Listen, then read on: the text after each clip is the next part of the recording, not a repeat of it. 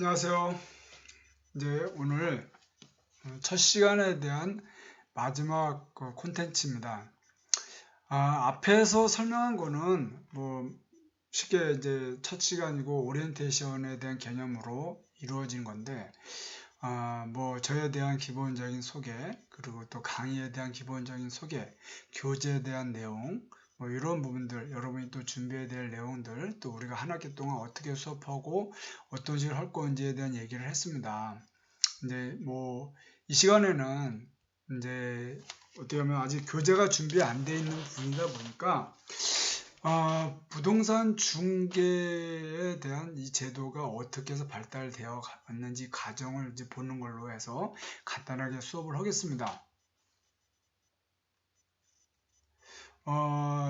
그래서 그 법이 먼저 만들어지기 전에 먼저 이 중개에 대한 유래를 먼저 좀 보겠습니다. 이 부동산 중개는 그 고대도 이 부동산 거래가 있었다고 합니다. 부분에 있어서 그 관행적으로 이 부분에 이제 있었는데 그 문서 그거는 명문이라는 문서에서 이제 확인이 됩니다. 명문이라는 이 문서에서 그래서 이 명문이라는 문서를 보면은 여기에 보면 오늘날 이 매매계약서 겸 권리증에 해당하는 그런 역할을 하고 있음을 볼 수 있어요.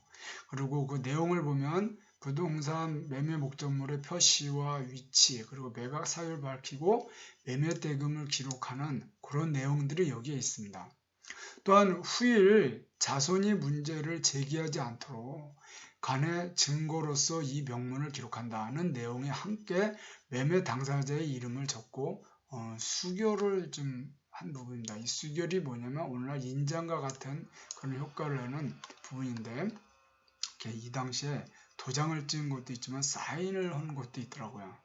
어쨌든 이 매매 당사자 이름을 적고 이렇게 수결을 했는데 매매 당사자 수결 옆에는 대부분 필집의 성명과 수결인데 아마도 이 필집을 한 사람, 이 사람이 오늘날의 부동산 개업공유증의 역할을 하는 사람으로 추측이 됩니다. 그래서 한번 그 인터넷을 통해서 이 명문이라는 문서가 어떤 것인지 한번 좀 준비해 봤습니다. 부분을.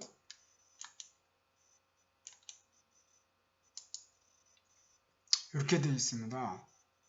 그래서 여기 보시면 이게 명문 이렇게 되어 있는데 사실 한문으로 되어 있고 막 이렇게 있다 보니까 잘 내용을 모르겠어요. 이 부분에 대해서 여기 이제 대충 이 날짜 부분이 이제 여기 나오는 것 같고 여기에 이제 뭐 여러 가지 그런 내용들을 밭에 대해서 얘기 나오고 뭐 하는 것 같은데 저도 한문에 대해서는 어느 정도 공부를 했었지만 이렇게 해서 넣으니까 잘 모르겠어요. 근데 여기에 보면 필집 여기에 관련돼서 이렇게 이름이 있고 이렇게 사인이 있어요. 여기 그리고 여기 무슨 꼭 느끼면은 이게 답주인 같아요. 그래서 뭐라고 돼 있고 여기 이제 사인이 있고 여기 이제 내용이 있는데 요렇게 한 부분들. 근데 요 내용은 저런 지금 해석은 안 되지만 아까도 말씀드렸듯이 부동산 매매 목적물의 표시와 위치 그리고 매각 사유를 밝히고 매매 대금을 이제 기록하는 이런 부분과 또 후일 자손이 문제를 제기하지 않도록 간의 증거로서 서류를 만드는 이런 모습들이라고 이제 얘기를 합니다. 요거보다 이제 조금 좀 저거 아까보다 한문이 조금 깔끔해 보이는데 여기도 보시면 이렇게 전명문 이런 식으로 되어 있습니다. 그리고 뭐 내용에 대해서는 쭉 이렇게 있고 여기도 답주 그리고 증인 그리고 필집 그리고 보증인 이런 식으로 해서 이렇게 또 사인이 있어요. 그래서 이 필집을 한 사람이 결론적으로 오늘날 이 개업공유증에서 해당하는 중개인이 역할이 아니냐 이런 내용이고 요 한문보다 이제 요거는 이제 시대적으로 보면 아까 첫 번째 거, 두 번째 거, 세 번째 거 그러면 요건 좀 한글이 좀 있네요. 이건 아마 세종대왕님께서 철종 9년 여기 있네. 철종 9년 정월에 뭐이 유학 전하석이 마산면 댕강평에 있는 논 오마지기를 50량에 판매하면서 작성한 문서이다. 누가 썼는지 밝혀지지 않는다. 이런 식으로 돼 있는데 저도 이제 요 내용을 보니까 조금 더 이해는 될 것 같습니다. 뭐 한폭말년, 뭐 정월 7월, 뭐 여기 보면은 전화석이라고 하는데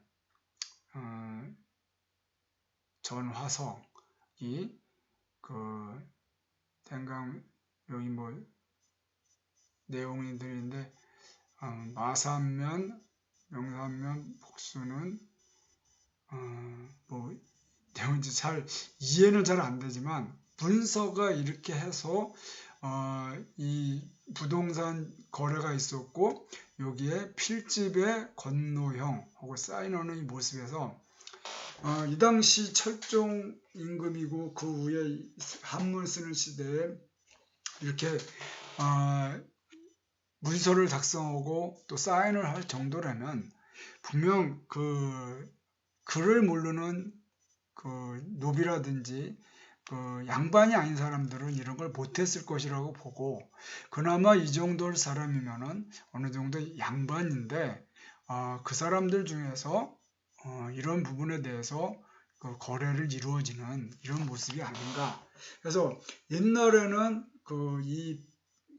어쨌든 거래는 있었는데 그게 뭐 오늘날 뭐 이렇게 공인중개사 아니면 뭐 복덕방 이런 개념이 아니고 거래 부분에 대해서 부동산 거래를 할 때 후일에 어떤 자손의 문제를 제기지 않고 위치 그리고 매각 사유 매매 대금을 표시하는 이런 부분 속에서 필집이라는 사람이 이런 부분에 있는 사람이 이 역할을 하지 않았나. 그래서 옛날에도 부동산 거래는 있었음을 이 문서를 통해서 볼 수 있습니다. 두 번째가 이제 이 부동산 거래에 있어서 객주라는 얘기가 나옵니다. 이 부분에 있어서 근데 이 객주와 거간이라는 얘기가 있는데 객주와 거간이라는 부분이 나오기 전에 이제 상매라는 그 상인 형태가 있어요. 요거는 이제 그 상매는 매매를 업으로 하는 이제 전형적인 상인인데 여기 이제 행상과 자상이 있습니다. 행상은 지방을 순회하면서 상업을 경영하는 자이고 이제 이런 부분들이 이제 가장 그 당시 원시적인 매매 행위가 있었던 겁니다. 또 행상은 이제 육상과 수상으로 나누어지고 또 이제 보부상이 이제 행상에 속합니다. 보부상은 이제 보따리 장수인 보상과 등짐 장수인 부상을 가리키는 말인데 제가 아주 어렸을 때 이런 그 정말 등짐을 지고 이렇게 장사를 하러 다니시는 그런 분들을 저는 봤습니다. 근데 그게 이제 상매에 대해서 계속적으로 이루어지는 부분이고 이후에 이제 나오는 게 이제 객주 거간인데 이 상매는 어떤 이 부동산에 대한 부분을 취급하는 부분은 아닌 것 같습니다. 그리고 하지만 이후에 나온 객주라는 이 상인이 나오는데 이 객주란 객상 주인을 일컫는 말입니다.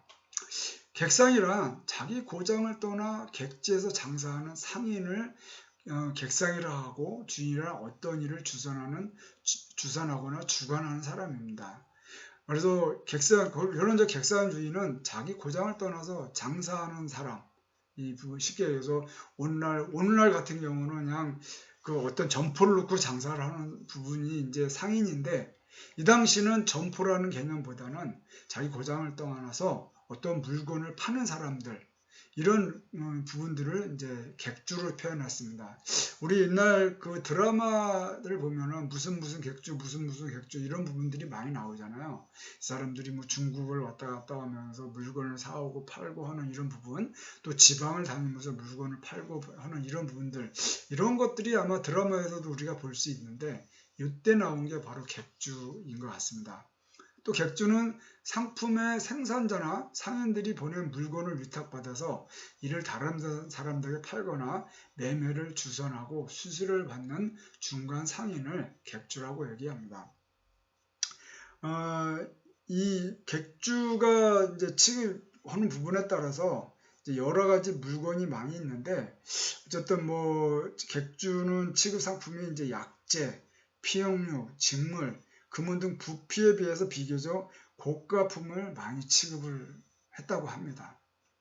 그 다음에 이제 나온 게 이제 이 거간이라는 부분인데, 말 그대로 중간에 거하는 사람을 거간이라고 합니다. 그래서 매매와 기타 거래의 매개를 주업으로 삼던 중간 상인을 거간이라고 합니다.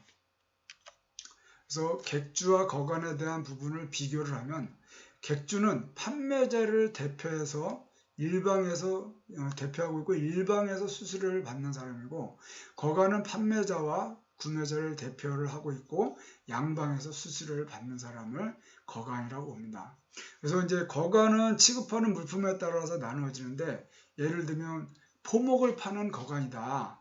그러면 이 포목 이런 사람을 포목 거간이라고 하고, 또 양사 거간, 소를 파는 사람을 양사 우거간, 또 금전을 주고 파는 사람을 금전 거간이라고 하고, 집을 흥정을 붙인 사람을 가거간이라고 부릅니다. 이 가거간이 나오고 이후에 또 집주름, 각해 다 똑같은 말인데, 이런 사람들이 옛날 이제 이 거간이라는 제도가 나오면서 이 주택에 대해서 또 부동산에 대해서 중간 역할을 해오던 이런 사람들이고 이런 모습이었습니다. 이러다가 이제 복덕방이라고 이제 나왔죠. 이 복덕방이라는 그 단어에 대해서 알고 있는 사람도 많이 있는데, 이제 서울과 지방의 이 각해들이 모여서, 각해가 이제 이런 사람들이죠. 집을 흥정 붙이는 서울과 지방 각해들이 모여 만든 사무소를 복덕방이라고 하는데, 사실 이제 이 복이란 그 제사 때 신명에게 울리는 술과 음식을 뜻합니다. 그래서 제사 끝에 음복을 하듯 그 복을 온 마을 사람이 고루 나누어 먹음으로써 신명의 복을 입을 수 있다 하여 제주가 그 복을 나눠주던 현장이 복덕봉이었다고 합니다. 그런 신성한 현장이다 보니 사람이 오고 가게 되고, 그러다 보니 그 많은 사람이 오고 가는 그 속에서 혼인 중매, 곡식거래, 전담 매매뿐이 아니라 소, 돼지에 안 붙이는 일까지 복덕방이 중개하기도 했었다고 합니다. 하지만 이러한 부분이 오늘날 이제 전문적으로 부동산을 중개하는 쪽으로 나가면서 복덕방이라는 이름으로 우리에게는 중개업소와 같은 부분을 했는데, 복을 중개함으로써 큰 복과 덕이 일어난다는 것에 붙여진 이름이고, 초기 복덕방은 토지, 가옥을 알선하는 거간소로서 해방 이후 6.25 전쟁까지는 복덕방이 대도시를 중심으로 편제되어 기존 주택가에서 주택의 매매, 전세, 월세 등을 주로 다뤘습니다. 1960년대 이후 인구가 도시를 집중함으로써 복덕방이라는 이름도 무슨 부동산, 무슨 중개사무소로 바뀌었습니다. 그러다가 1983년 부동산 중개법이 공포되면서 무슨 부동산 중개인 사무소, 무슨 공시중개사 사무소 간판이 새로 이제 등장을 하는데, 이 복덕방을 했던 사람들이 1983년 부동산 중개업법이 개정되고 85년에 제1회 공인중개사 시험이 시행되는 과정에서 시험을 합격한 사람은 공인중개사로 나가지만, 시험을 못 보거나 연세가 많으셔서 시험을 합격하지 못했지만 계속적으로 복덕방을 하고 있는 이 사람들을 법이 바뀌었다고 해서 이 업을 못하게 할 수는 없고, 그래서 나중에 다시 또 용어 설명을 하겠지만, 이와 같은 분들을 부칙 제6조에 의한 개업 공인중개사라고 얘기합니다. 그래서 나중에 용어 때 다시 설명을 하겠지만, 어쨌든 이 복덕방이라는 부분이, 물론 지금은 이제 복덕방이라는 이름을 가지고 영업을 하는 곳은 없습니다. 하지만 가끔 가다 보면 무슨 부동산 소개서, 무슨 부동산 이런 명칭으로 하는 곳은 있습니다. 그런 사람들이 옛날에 복덕방이라는 이름을 갖고 영업했던 분들이고, 거길 가서 보시면 물론 연세가 다 많으십니다. 그래서 그 사람들이 얼마나 이제 많이 계신지 모르겠으나 지금은 공인중개사 제도가 정착이 돼서 이제는 공인중개사 흐름으로 다 가고 있다는 것을 말씀드리고 어쨌든 법이 제정되기 전까지 오늘날 공인중개사라는 이 제도가 정착이 돼서 개업공인중개사라는 부분으로 부동산 중개업을 하는 이 자리에 오기까지 옛날에는 아주 오래도 그 중개 거래가 있었는데 그런 내용을 명문이라는 문서를 통해서 봤고 또 객주와 거관 또 가거관, 직주름, 각해 이런 용어를 쓰는 사람들에 의해서 지금까지 오다가 또 복덕방이라는 이름을 갖고 중개업을 하는 과정까지 왔었고 이후에 법이 제정이 되면서 이런 용어들보다는 이제는 공인중개사라는 이런 부분으로 가고 있음을 볼 수 있습니다. 이런 내용을 바탕으로 해서 부동산 중개법제의 변천을 좀 보겠습니다. 아까도 얘기했듯이 옛날에는 이제 분명 거래는 있었는데 그거에 대해서 나타나는 게 이제 문서로 명문이라는 문서로 나타났었고 그 중간에도 뭐 여러 가지 사항이 있었지만 어떤 나타나지는 않았었고 이런 부분에 객주와 거관이 이제 활동하는 부분 속에서 아무런 규칙이 없으면 안 되는 부분이기 때문에 객주 거관에 대한 그 구한말 상거래 주역에 대해서 적절하게 규율하기 위한 객주 거관 규칙이 나왔습니다. 이것은 오늘날 중개업법의 효시라고는 부분에 대해서 매우 중요하게 봅니다. 부동산 중개업법의 효시라는 개념에서 최초의 법적 제도적 장치라는 개념입니다. 객주 거관 규칙이. 그래서 1890년 객주와 거관의 난립을 방지할 목적으로 제정이 된 부분입니다. 그래서 1893년부터 거관인간증을 발부받아야 영업을 할 수 있도록 하는 거관인간제를 시행하였으나 일제 식민 초기인 1913년 토지조사사업 실시 과정에서 일제에 의하여 일본인의 토지 강탈의 장애물이 되었던 이 객주 거관 규칙 및 거관인간제를 폐지하였습니다. 그리고 두 번째로 나온 게 바로 소개영업 규칙, 소개영업 취재 규칙입니다. 요거는 1922년 우리 식민지와 일환인데 이걸 경기도령으로 이걸 제정을 했습니다. 그리고 부동산 중개업에 대한 최초의 근대적인 법령이고 중개업의 허가제 시행을 했을 때입니다. 여기서 요거는 객주거관 규칙은 중개법의 효시라는 부분에 관점이 있고 소개영업 취재 규칙은 최초의 근대적인 법령이라는 거에 그 의미가 있습니다. 감독관청은 시군구가 아닌 경찰서인데 요게 이제 요 시대적인 배경을 보시면 일제 식민지화 시대 때 시군구의 힘보다는 경찰서의 힘이 좀 컸었음을 알 수 있습니다. 우리가 이때 영화를 보면 경찰에 대한 부분이 많이 나오고 그런 것들을 많이 봤을 것입니다. 그래서 요 규칙에 대한 감독관청은 시군구가 아닌 경찰서였다는 정도 이 부분을 여러분이 잘 보시면 될 것 같습니다.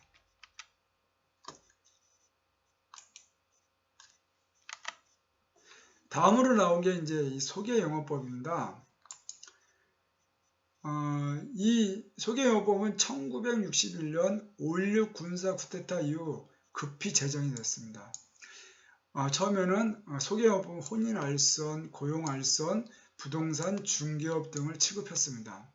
그래서 이 당시는 이제 뭐 딱 그냥 부동산만 한 게 아니고 이 혼인알선, 그리고 고용알선, 그리고 중개, 부동산 알선 등을 취급했는데 제가 어렸을 때만 해도 이렇게 어느 버스 시외터미널 이런 데 가면은 이런 뭐 이렇게 고용알선 또 혼인알선 그리고 부동산 중개 이런 것들이 있었던 것이 언뜻 생각이 납니다.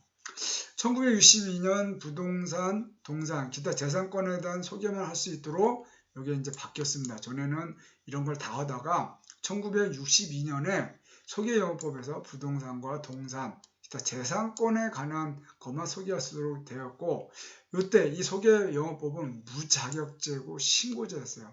그냥 단순하게 내가 이 부분에 대해서 이렇게 신고만 하고 하겠다 하는 부분 속에 있었고, 요때 이제 이루어졌던 부분들이 이제 복덕방입니다. 요 시절에 이루어진 것들이, 그리고 그 복덕방에 연결된 것들이 오늘날 부칙 규정에 의한 개업공인중개사가 되는 것입니다. 그래서 이 소개영업법과 또 그 복덕방이라는 개념, 그리고 이 앞에서 봤던 그 법령에 대한 내용을 보면서 차후에 부칙 6조에 의한 개업공인중개사 개념을 설명할 때는 이 내용이 매우 중요합니다. 즉, 이 당시 소개영업법에 의해서 신고라는 게 뭐겠어요? 그냥 나 이거 하겠습니다 하고 그냥 신고만 하면 됩니다. 간청에다가, 허가 간청에다가. 그래서 내가 여기다가 이렇게 부동산 중개업을 하겠습니다 하고 신고만 하면은 그냥 오케이 하고 영업을 할 수 있게 해줬던 시대입니다. 그래서 누구나 다 자격증이 있건 없건 따라서 당시 자격증도 없었으니까 이 부분을 했었던 부분인데, 요때 했던 부분들이 이제 1983년 12월 30일 날 부동산 중개업법이 공포가 되면서 이제 변화가 생깁니다.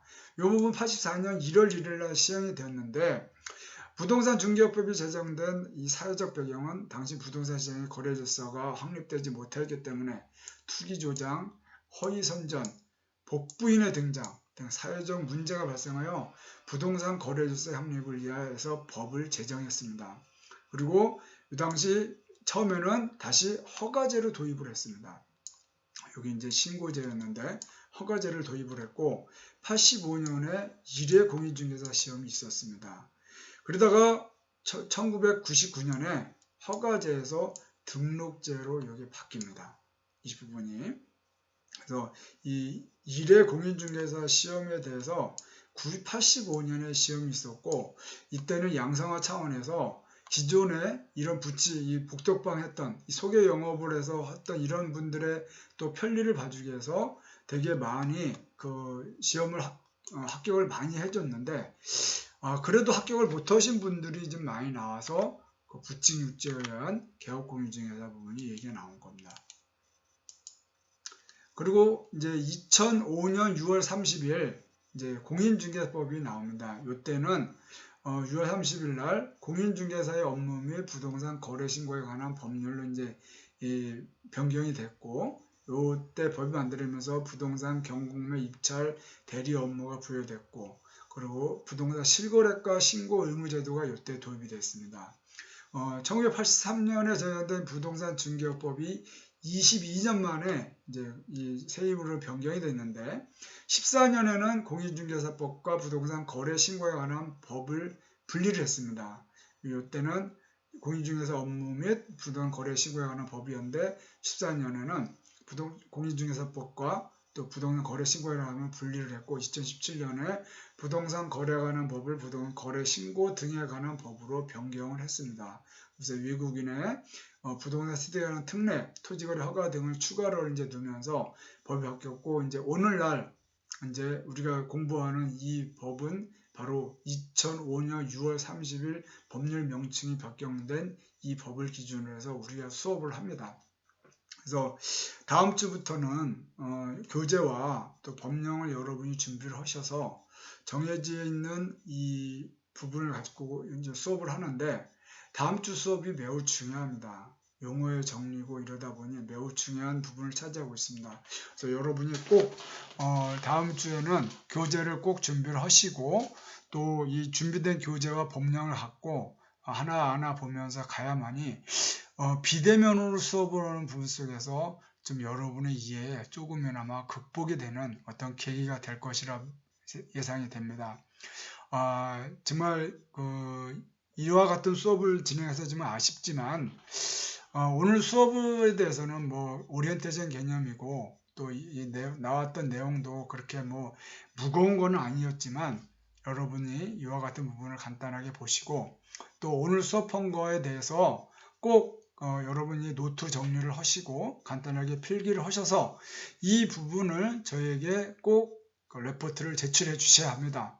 그거는 이 클래스에 올리든 아니면 아까 말씀드렸던 이메일에다 올리든 그 부분에 올려서 여러분이 꼭 제시를 해줘야만이 여러분 출석 처리가 됨을 다시 한번 꼭 명심하시고 어렵게 수업하는 것만큼 여러분들 또한 열심히 해주셨으면 좋겠습니다.